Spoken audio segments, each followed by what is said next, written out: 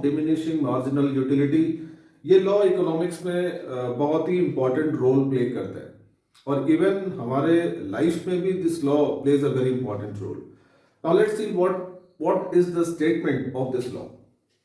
I have written the statement here that when we go on consuming a commodity, the marginal utility from each successive unit goes on diminishing. Now statement से हो सकता है आपको इसकी concept पूरी समझ में नहीं है. Let's take one simple example. If suppose you are hungry, आपको भूख लगी है, right? तो the satisfaction that you will get from the first roti will be more than the satisfaction that you will get from the rotis that you will consume after that. तो एक point ऐसा आएगा जहां पे you will stop eating rotis, right? Your hunger will be over. So the same principle is applied here in law of diminishing marginal utility. Whenever we go on consuming a commodity in successive units, the marginal utility will go on decreasing, right? There is an inverse relationship between the satisfaction and the marginal utility. Now, what is this utility all about? Utility in economics means usefulness.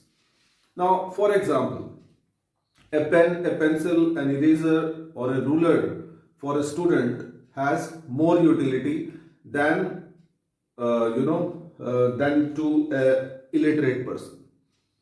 A car for a doctor has more utility than a student.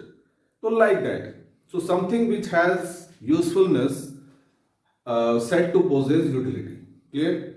Now basically in economics we study about two types of utility, that is total utility and marginal utility. Okay, and this law is completely based on marginal utility. Okay, so the relation between TU and MU will be clear if we draw a schedule, and let's see, because to explain this law you have to draw this schedule and the graph, because economics में आप जितना graph बनाओगे, जितने schedule बनाओगे, table बनाओगे, उतने marks आपको मिलने वाले हैं, right? So we need that sympathy marks. Now for example units हम लोगों ने लिख लिया यहाँ पे 1 2 3 4 5. नाउ से total utility 20 30 38, then let's say 42 and 44. Okay, so this is the total utility. Now here these are all satisfaction, all psychological related things. And how to get marginal utility, because both are related. Okay, we can derive marginal utility from total utility or total utility from marginal utility. It's very simple. Let's see how it happens. Now see, it is 20, so here also marginal utility will be 20. Now you're gonna subtract this, right? 30 minus 20, you get 10. Then here you get 8, and here you get 4, and here 2. Okay, so this is marginal utility. Now let's see how we can represent this on a graph. This is all you have to write if you are getting a question, law of diminishing marginal utility. ये सारी चीजें आपको draw करनी है.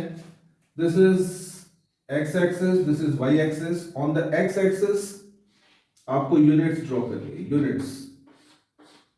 And on the vertical axis, that is y axis, it is utility.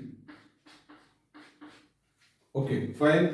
So अगर हम लोग ये दोनों फिगर्स को यहाँ पे प्लॉट करेंगे, you will see that अगर यहाँ पे this is 0 point of origin, 1 2 3 4 and 5. There are 5 units, and यहाँ पे if we take this, because maximum greater number is 38, so you can take this as 5 10 15 20 25 30 35, and let's take one more, that is 40.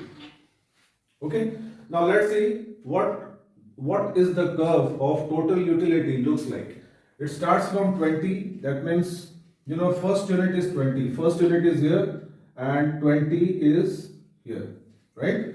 And the second unit 30, second unit 30, that means the curve will pass through this point.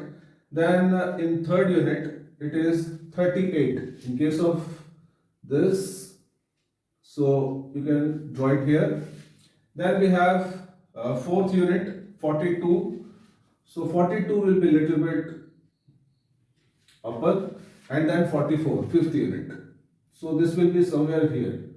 Okay, so when you will join these points, you will see that the curve will look like this. So this is total utility curve, right? Now let's draw marginal utility curve. It starts from 20, first unit 20, first unit 20, so that means here. Then 10, so 10 will most probably come in here. Then third unit is 8, so third unit is 8, will be somewhere here. And fourth unit is 4, fourth unit is 4, so somewhere here. And fifth unit is 2, so that means it is closer to x-axis. So when you join these points, you will see that marginal utility will be like this. So this is marginal utility. Okay, so you can draw this schedule and graph to explain this law. जैसे कि मैंने आपको बोला कि हर law के कुछ assumptions होते हैं, उनको लिखने होते हैं लॉ के साथ। तो देख लेते हैं यहाँ पे कौन कौन से assumptions हैं diminishing marginal utility के। I have written 5 assumptions.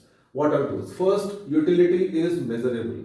Generally utility एक सेटिस्फैक्शन लेवल है, एक साइकोलॉजिकल कंसेप्ट है, और ये लॉ एज्यूम करता है कि यूटिलिटी इज मेजरेबल, ठीक है, उसको मेजर कर सकते हैं फिजिकली नंबर्स में। देन कंटिन्यूस कंजम्पशन, जो कंज्यूमर है he should consume the product continuously, gaps नहीं होना चाहिए। इफ यू आर अगर आप if you are thirsty then you should drink water continuously, not in intervals. Fine. Consumer is rational. He is rational. He is not a madman. He is not irrational, right? Okay. Then quality of the commodity is uniform.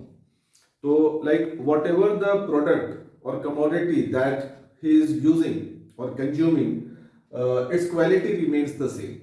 The quality of the product should not change, right? Then prices of the substitutes are stable, they do not change. Substitute goods like for example tea and coffee, they are substitute goods.